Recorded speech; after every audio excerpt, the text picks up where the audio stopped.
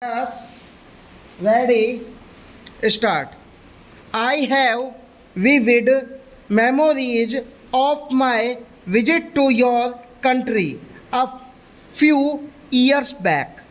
In my capacity as Minister of Industrial Development in the Government of India, I am looking forward to renew my acquaintance and to witness the great strides which the people of Hungary have made in the past few years in various fields of social and economic life.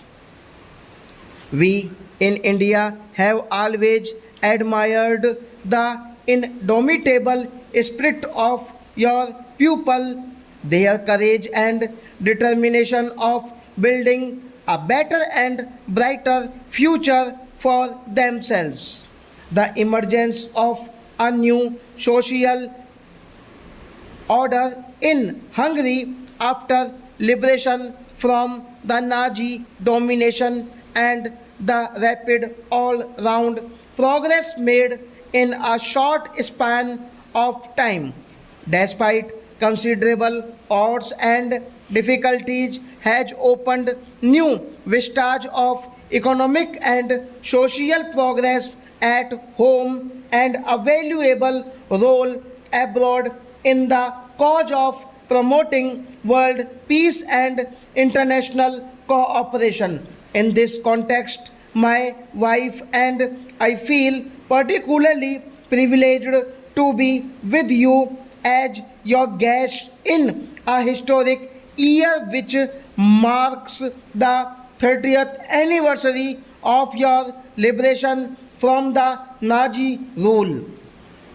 28 years ago, India became independent after long years of colonial rule, and we embarked upon the exciting adventure of building a new India and making freedom and economic justice a reality for the people of our country. Since independence, there has been a steady transformation in the national economy and the lives of your people, and yet much remains to be done.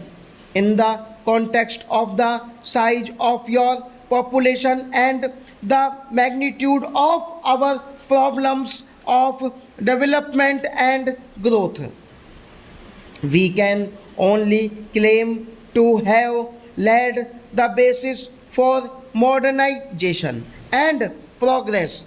We have faced many challenges, and we know that each new challenge strengthens our will and determination to build a new India, democratic, secular, and socialist India.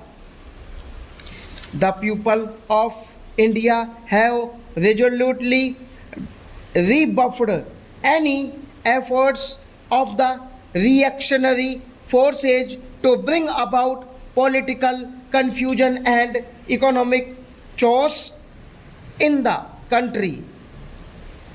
Under the present national emergency, the country has relied behind the government in its efforts to safeguard unity and stability. Stability.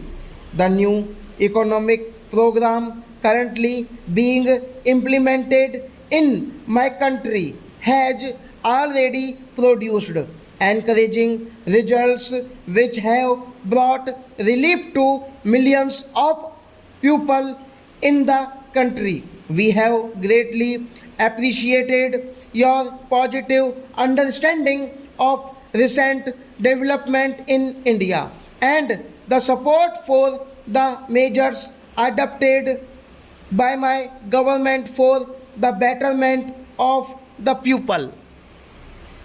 It has been a matter of considerable satisfaction to us in India that the last quarter of a century of our bilateral relations has been marked by cordiality, understanding, and ever growing cooperation between our two countries.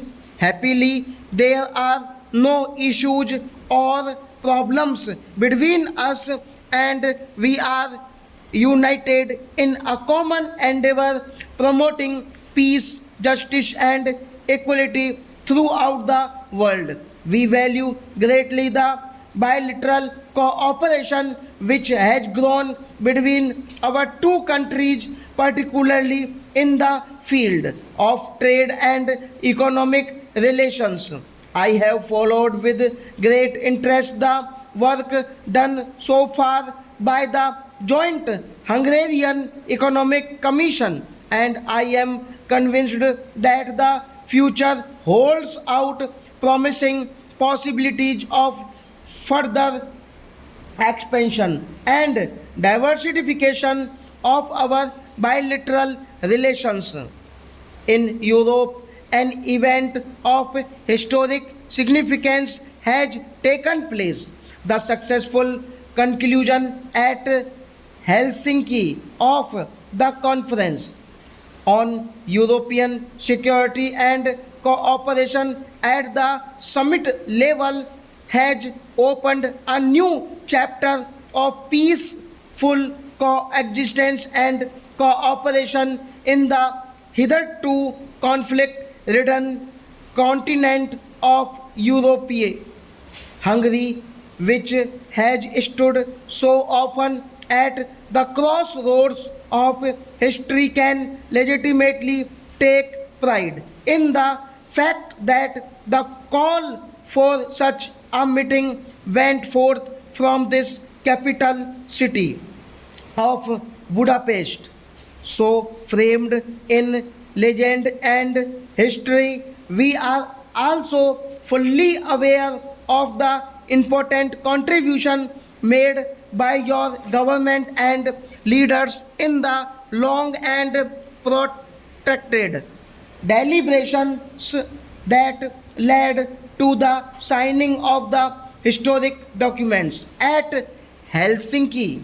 While we welcome this positive development in Europe, it is our earnest pupil and expectation that the trend towards peace and relaxation of tensions would spread to all the religions of the world and benefit all countries, developed and developing, big and small.